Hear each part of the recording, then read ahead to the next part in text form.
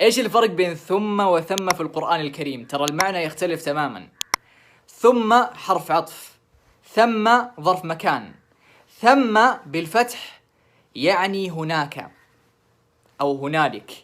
تمام؟ راح أضرب مثال وبالمثال يتضح المقال. قلت لك ذهبت إلى السوق ثم إلى البيت، إيش راح تفهم؟ راح تفهم إني أنا رحت السوق وبعد ما خلص من السوق رجعت البيت. طيب لو استخدمت هذا المثال في الكلمة الثانية وقلت لك ذهبت إلى السوق فرأيت ثم المقربين، لما عرفت إنه ثم هناك إيش يعني؟ يعني رحت السوق وشفت هناك المقربين الأقارب بالنسبة لي. ممتاز ممتاز. والآن بعد ما عرفنا معنى كلمة ثم، في القرآن الكريم 4 آيات مذكورة فيها هذه الكلمة ثم. أول آية قال الله سبحانه وتبارك وتعالى: ولله المشرق والمغرب فأينما تولوا فثم وجه الله، أي هناك وجه الله. سبب نزول هذه الآية تغيير القبلة من بيت المقدس إلى الكعبة المشرفة. وكذلك الفقهاء يستدلون بهذه الآية إنه الشخص إذا كان في الصحراء وما يعرف جهة القبلة وما يمديه يتعرف على جهة القبلة، فإيش يسوي؟ خلاص يصلي في أي اتجاه، فثم وجه الله سبحانه وتبارك وتعالى. الآية الثانية قال الله عز وجل: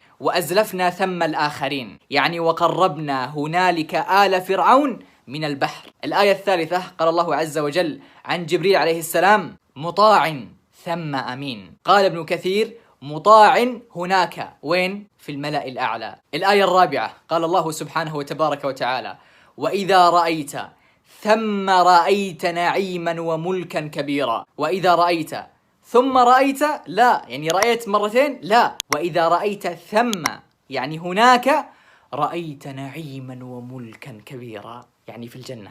أتمنى وصلت، والسلام عليكم.